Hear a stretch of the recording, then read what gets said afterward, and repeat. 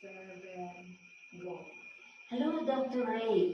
I would like to share how I coped with my recurrence. It was November 14, 2014, when you diagnosed me that I have a buccal, it has to be removed. It was a buccal I kept for more than 25 years. And then you told me, if you don't have that removed, it will grow and grow, it will burst, at mabaho. Yun ang natatakot at natakot ako. So I had it. So November 18, 2014, you made a modified radical mastectomy of my left breast. Then you gave me tamoxifen, and I took it for 3 months. But I felt so well. I was working as professor emeritus of UP. I could do all my work. I was traveling, giving talks. And then it was September 27, 2020, when I had this lymph edema. My left arm was getting bigger and swollen, so I called you up.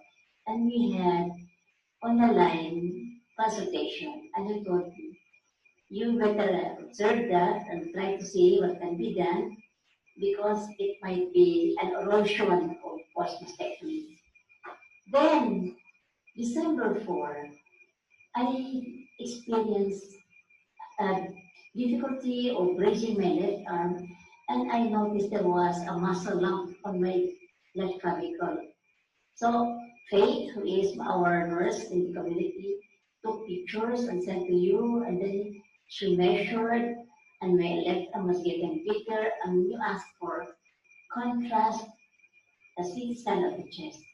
So we had it, and then after that, the result showed there were lumps, there were LCs, and you told me frankly, well, Tita Letty, bad news is a very bad prognosis, it's a recurrence. Well, at 84, let nature take its place. Because if you go into surgery, go into chemotherapy, radiation, what benefit will it give you? Maybe 5 to 10%. And 90% will go to the hospital and to the doctor. What for? You have lived a very full life at 84. So, with that in my mind, with the very good words of Dr. Ray, I was happy to decide no intervention, no treatment, no chemo. What for? You have enjoyed 84 years old. You have accomplished. And I remember you are only grade 5 and Xavier's 2, but look at you now, a top caliber surgeon of cancer. Nobody can beat you. So it's a big one of my accomplishments, my joy that it gives me a very good courage to accept whatever is the outcome of recurrence.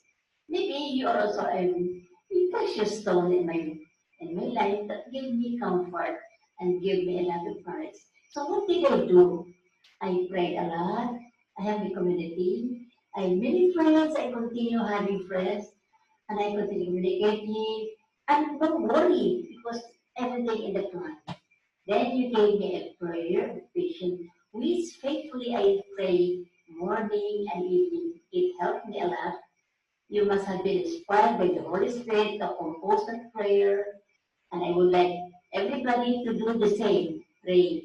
God is good. God is always at our side. So my days are happy. I think faith can testify that I go on with my life, happy to give, and just waiting for what that will come. I pray that there will be not much suffering and not much pain. And but if when that comes, then I take it as a plan of God according to your prayer. So how do you cope? First, you must be ready to accept God is good. Then accept that can happen to you as a trial, a challenge, part of the plan of God. Accept it humbly. And believe me, you are happy. You are also supported by people. I have a very good Dr. A. I have a very good community in Notre Dame TV. I have a very good family. I have a very good friend, Faith, and many others. So what else do I choose? What else do I ask for? I'm very happy. So when you have recurrence, just think of God and all the things that have been given to you. For me, there is no worry, there is no fear, because God is always at our side. I'm busy. I'm very happy to be also busy with anything what I do. I read a lot. I do make groceries. I do whatever. I keep my room very clean, and that makes me happy. And I groom myself. I eat well. I sleep well. Most of all, I pray much. Because of that, I think recurrence is welcome. Thank you, and Merry Christmas to everybody.